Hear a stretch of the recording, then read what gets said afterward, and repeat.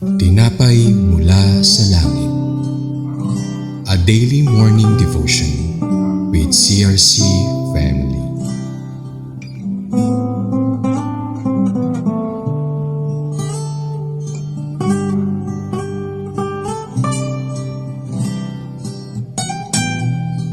Hello everyone! Good morning! Happy New Month po sa bawat isa. Bago tayo magsimula, lagi tayong hingi ng panalangin ng pagpapasalamat sa Diyos. Amang Diyos, salamat po sa umagang to. Kami ay pinagkalooban muli ng panibagong araw upang muli naming sariwain ang iyong salita mula po sa book ng mga Judges na nagbibigay sa amin ng palala, lalo na po sa panahon na ito. Dalangin ko po sa Holy Spirit, ikaw po ang manguna sa amin. Bigyan mo ng patuloy na kaliwanagan at encouragement at illumination ng bawat isa. In Jesus' name, Amen po. Salamat po sa Panginoon. At ngayon po, ang ating pong babasahin ay matatagpuan sa Judges 17:3 and 4 at ang title po, Micah's mother directs to make an image to be used in worship. Ano po, at may kakaibang touch ito eh. At ito po doon sa 17:3, ang sabi po, ang mga pilak na ito'y inihahandog ko kay Yahweh upang gawing imahen para hindi mangyari sa aking anak ang sumpa. Kaya nga po ibinabalik ko sa inyo, sagot ni Micah. Nang ibalik ni Micah ang pilak ng kanyang ina, kinuha niya nito ang 200 piraso at ibinigay sa isang platero upang gawing imahen. Pagkayari, inilagay niya ito sa bahay ni Micah. At dito po mapapansin natin, ang mag-inang ito ay tandem yung magnanay, lalaki po si Micah, at dinedicate nga nila yung stolen silver. Maganda naman yung intention, i-offer sa Lord, pero misguided po yung kanilang style. Bakit po misguided? Kasi nga po, dinedicate nga po ng nana yung silver kay Yahweh to honor Him and bless His son. Napakaganda ng intention, pero mayroon siyang binayolate. At yun nga po yung command mula po sa Exodus. Ito nga po sa Exodus 24 and 5. Talagang hindi natin pwedeng reshape ang Diyos o anyuan ang Diyos sa ating image at aasa tayo na pagpapalain tayo ng Diyos. Hindi pwede yun. Ito po ay isang warning at ina-expose ang dangerous follow your heart mentality. Kagaya na sabi ko po kanina, kung anong nasa ng puso mo, gawin mo, hindi niya alam. Ang puso ay mandaraya. Kaya salamat po na pinaalala sa atin, biro mo ito, na gagawa sila ng graving. Iyon ang umpisa ng kanilang paggawa ng mga idols. Yun nga,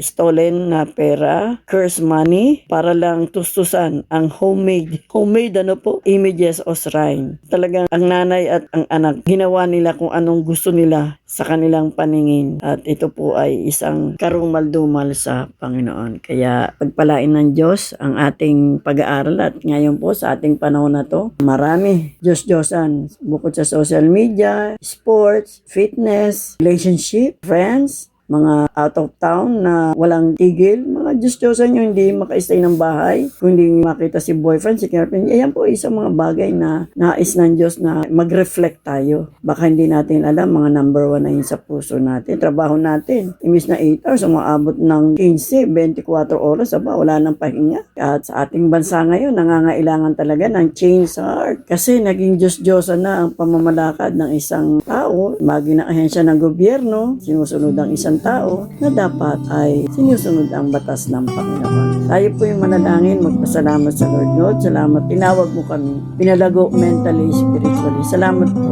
na kami ay kabahagi ng iglesyang ito na nakakapag-share ng iyong salita sa iba. Dahil ito po ang number 1 na iyo pong pinagkaloob sa amin. Pagpalain mo po ang aming bansa sa kabila, Panginoon, nang walang pagkakilala sa iyo, walang pagkatakot sa mga ginagawa nila. Buksan mo ang kanilang mga puso, Panginoon, at magbalik sa iyong tawag, Panginoon. Nawa, O Diyos, mabago na ang takbo ng aming bansa. Salamat po sa aming ministry na ipinagkaloob mo. Salamat po sa mga trabaho. Salamat sa mga friends. Salamat sa mga co-leaders. Salamat sa team ng TMSL.